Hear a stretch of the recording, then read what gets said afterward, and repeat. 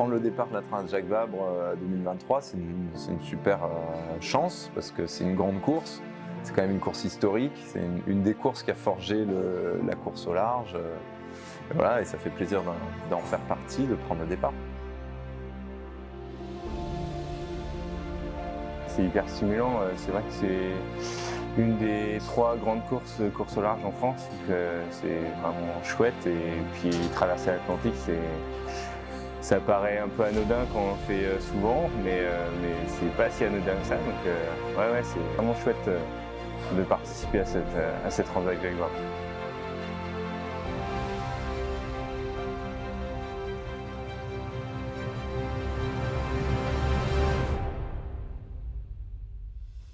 Première étape, en fait, on avait quand même analysé qu'il y avait plus à perdre qu'à gagner.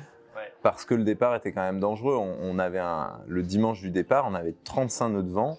On a eu entre 30 et 40 nœuds de vent au moment du départ, avec une bouée de dégagement. Il faut imaginer 44 classe 40 sur la ligne de départ. Tous partir en même temps, à fond, à 16, 17, 18 nœuds, aller passer la bouée de dégagement, l'enrouler et repartir vers le large. Et il y a eu d'ailleurs des collisions au moment de la bouée de dégagement, autour de nous, juste devant nous, derrière. Je me souviens du départ, c'était d'anthologie. J'avais un bateau devant moi qui était un peu plus lent. J'étais en train de le rattraper, il y avait des bateaux partout autour de moi. Je ne savais plus où passer, je ne savais pas comment ralentir. Et la suite de l'étape, du coup, on a eu une option à jouer au niveau de Guernsey. Est-ce qu'on passait plutôt au nord de Guernsey, comme certains bateaux, route rapprochante vers la pointe Bretagne, ou est-ce qu'on allait chercher à terre, vers le sud? Et voilà, on a choisi l'option un peu engagée stratégiquement, d'aller chercher à terre sur la Bretagne. Ça a été intense jusqu'à l'arrivée avec très peu de vent. On fait une belle deuxième place du coup sur cette première étape. C'était chouette. Mine de rien, elle était courte cette première étape, mais hyper intense. On n'a quasiment pas dormi pendant 36 heures. On est arrivé, mais moi je suis arrivé épuisé comme une étape de Solitaire du Figaro. On a vraiment tout donné quand même sur cette première étape. Départ de Lorient, donc prend un départ, pas un top départ, mais bon, c'est pas rédhibitoire. On s'accroche après pour essayer de revenir au fur et à mesure, parce qu'on savait que les conditions météo allaient faire que ça allait plutôt l'élastique allait tirer par devant. Deuxième jour de course à bord de Groupe SNEF. Et il nous est arrivé plein de trucs. On a pété le balcon arrière parce qu'on a coincé une écoute dedans. On n'a pas vu de nuit. Ça a pété le balcon arrière le premier jour.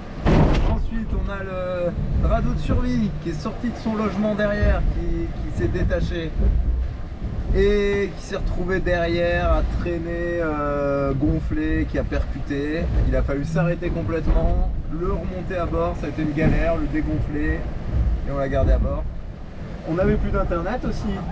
Ah ouais, ça aussi. On n'avait plus d'internet, on n'avait plus de Starlink. On a la galette de J1 qui est à moitié pétée et ça coince quand on la roule et la déroule. Ça fait des gros nœuds, donc ça c'est pas cool aussi. Le début de course pour nous n'était pas très bon. Et au moment où on déroule le Genek et on attaque un peu malgré les conditions difficiles, je pense que là on a fait une belle trajectoire, on allait très vite, on a réagi vite en déroulant le Genek qui était déjà en l'air, donc on a gagné du temps. Et ça nous a bien remis dans le match. On empanne dans l'anticyclone, on redescend vers les alizés, on chope les alizés, on descend dans les Canaries et là on se recolle le paquet de tête, ce qui 48 heures avant était presque inespéré de réussir à recoller les bateaux de tête. Ouais. Et là on a enfin des conditions un peu plus clémentes avec le soleil qui arrive, donc on peut commencer à bricoler. Donc Xavier s'y est pas mal collé d'ailleurs sur le bricolage, il est très performant. On a réussi à remettre le bateau à 100% de ses capacités. Ambiance alisée, on a pu commencer à faire sécher un peu les vêtements, qui étaient tout trempés, se reposer un peu mieux. Les 2 premières nuits, il faut dire qu'on n'a quasiment pas dormi. Donc ça y est, on rentre dans la transat des alizés et c'est quand même un moment où on respire. On a rejoint le groupe de tête, on est dans les alizés, on passe les Canaries. Et là, ça faisait plusieurs jours qu'on surveillait une déroutage qui nous faisait partir en route nord, qui nous est remontée au-dessus de la dorsale et de l'anticyclone des Açores en quelque sorte, et qui nous voyait une route gagnante de 24 heures par la route nord plutôt que de rester dans les alizés, dans la route sud. Et on a été un peu surpris que Ambrogio et Alberto ne nous accompagnent pas, Pirelli et IPSA, et qui restent au sud, parce que pour nous c'était vraiment une route qui potentiellement était gagnante. Ça s'est bien déroulé au début. Ce qui a été compliqué, c'est le front de la dépression, où derrière ce front, on a été empétolé beaucoup plus que ce qui était prévu. Bon bah voilà, on est bloqué dans la pétole. Ça fait 5 heures qu'on n'a plus de vent du tout. Et avant de pouvoir finalement choper l'anticyclone qui nous intéressait le plus, parce que l'anticyclone très puissant, très stable et très grand. Et une mer grosse, vraiment, avec vraiment de la pente. Quand on dévalait les pentes, on fait waouh, ouais, quand même là, le bateau, ça tartinait. D'ailleurs, les routages nous mettaient des moyennes de vitesse hyper hautes. Xavier, il me disait, ah, putain, ça va être dur de tenir ces moyennes-là. Et on a quand même tenu les moyennes à plus de 18 nœuds, 18 nœuds 2, 18 nœuds 5 de moyenne. C'était quand même des... Donc là, on a remonté 100 000 sur la flotte. Malgré qu'on avait été un peu retardé avant, de nous redonner l'espoir de la victoire. Et d'ailleurs, les routages, quand on était dans ce anticyclone, ils nous voyaient arriver encore 10 heures devant Pirelli, de la route sud. Le piège s'est refermé sur nous, on était dans notre option, on avait vraiment comme objectif d'aller passer devant la molle, empanner et arriver en tête. Et en fait, en étant un peu plus lent dans cette route-là, on s'est fait enfermer par la molle devant la Martinique.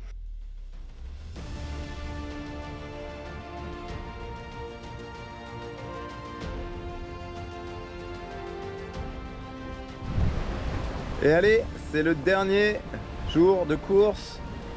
On est arrivé en Martinique. Voilà. Ah, ça y est, on y est, arrivé ce soir. Et arrivé coucher de soleil, avec des zodiacs qui commencent à arriver au loin, ils se rapprochent. Ah, mais c'est qui tu reconnais, ils nous disent bonjour, c'est qui? On voyait pas avec le contre-jour. Puis là, quand on se commence à voir, c'était génial, parce que de voir les partenaires qui arrivent, qui étaient là, trop bien. Ils sont venus nous accueillir, qui sont en Martinique, donc voilà, des gens de SNEF, des gens de Marfret. C'était super ambiance, ils étaient vraiment contents de nous voir arriver. C'était un moment de fête, quoi, et nous, on était contents de les voir à l'arrivée, super contents qu'ils soient là pour nous accueillir. Voilà, il y a Stéphane Cortel, Isabelle Dréau qui montent à bord du bateau, qui viennent nous féliciter. Là, en quelques mots, en un échange de regards et de quelques mots, on saisit un peu l'engouement que ça a pu créer. Un grand remerciement à tout le monde, toute l'équipe qui est autour de nous, parce qu'on a Guillaume, préparateur, on a Claire, notre vidéaste, on a Muriel qui nous épaule beaucoup aussi dans la logistique, on a Julie, Héloïse qui font les réseaux. Donc il y a vraiment toute une team autour de nous pour cette course, on n'est pas les seuls à gérer ça, on a les partenaires. Au Havre, c'était vraiment génial parce qu'on avait un stand juste au-dessus du bateau, 200, 300 collaborateurs qui sont venus au stand, qui ont partagé, qui ont échangé. Ils sont venus visiter le bateau, on a eu des clients. Enfin, voilà, c'était intense toute cette période aussi avant le départ. C'est aussi un plaisir de partager notre passion, notre course. Merci SNEF, merci Marfret, merci les Sables d'Olonne, Agglomération.